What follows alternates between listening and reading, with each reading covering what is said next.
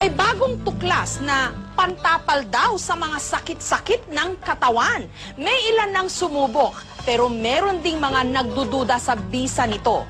Negative ions. Meron nga ba itong resultang positibo? 6 na buwan lang si Baby Rupert nung nagkaroon siya ng tinatawag na scalded skin syndrome. Matinding sakit sa balat kung saan namumula at nalalaglag ang balat sa kanyang buong mukha at katawan. Pagdating ng 2 days, dinala ko sa pedya. Sabi ng pedya, ay kailangan ito ay dalhin sa ospital para maswiruhan. Nangamba ang kanyang mga kamag-anak na baka hindi na siya gagaling pa.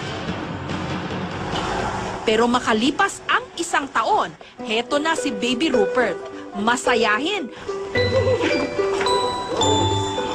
At higit sa lahat, flawless. Ang nagpakinis daw sa kanya, sanitary napkin na may negative ions. Wala naman daw masama kung sinubukan nila ito, lalo ba't 10 piso lang kada piraso. Tinatanggal lang nila ang negative ion strip sa sanitary napkin. Pagkatapos, itinapal sa sugat ni Baby Rupert. Makalipas lang daw ng 1 linggo, unti-unti nang kuminis di umano si Baby Rupert. Sa internet, may pag-aaral na nagsasabing may natural daw na kakayahan na magpagaling ng iba't ibang klase ng sakit, ang tinatawag nilang negative ions.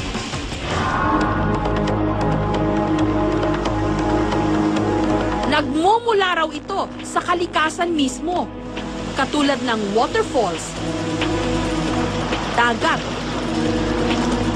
at bundok. Meron din daw negative ions ang katawan ng tao. Pero ang nakakaintriga talaga, sanitary napkin na may negative ions? Meron itong green strip na itsurang adhesive bandage sa gitna ng napkin.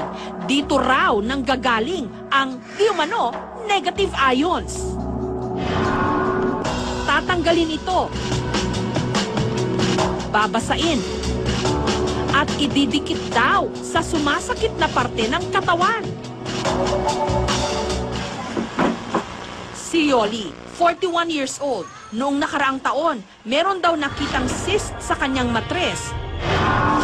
Pero nung ginamit daw niya ang negative ion na sanitary napkin, wala pa raw ilang oras na wala na ang kanyang cyst di umano. Kung hindi ito lumabas, no, tong mga laman-laman na to, kasi nung parang kulani siya ng baboy na lumabas. Ang tendency nun, hanggang kinabukasan, kung inabot ako ng kinabukasan, mamamatay ako because of sepsis. Sa sobrang bilib ni Yoli rito, pati na ang kanyang pamilya, pinagamit niya nito. Kapag sinisipon daw ang kanyang mister, pinapasinghot niya ng negative ion na napkin. Tinatapalan din niya ng napkin ang idinadaing na bahagi ng katawan ng kanyang junior, kasi hodang hindi ito kaaya-ayang tignan. Nung una, inaalas ka nila siyempre. Yak! Ano yan? Napkin! Pero na na-try nila, lahat sila ngayon Kaya naman para makaiwas daw silang lahat sa sakit, pinadtad ni Yoli ng negative ion strips ang kanilang buong bahay.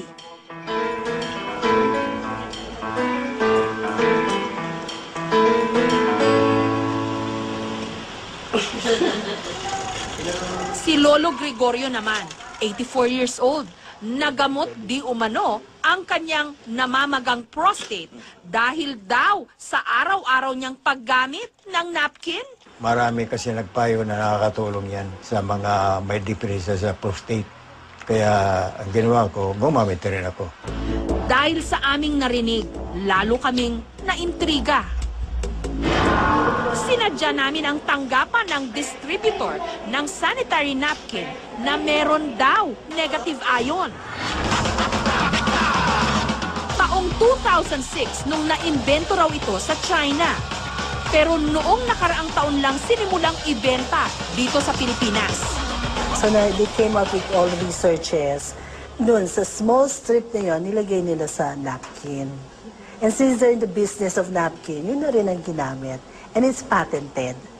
Trade secret daw ng mga Hapon na siyang gumagawa ng kanilang produkto kung papaano inilalagay ang negative ions di umano sa strip na ito.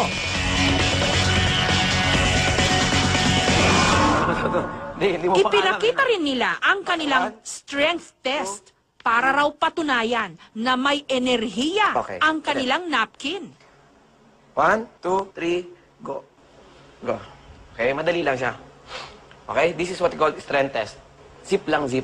Konting zip lang. 1, 2.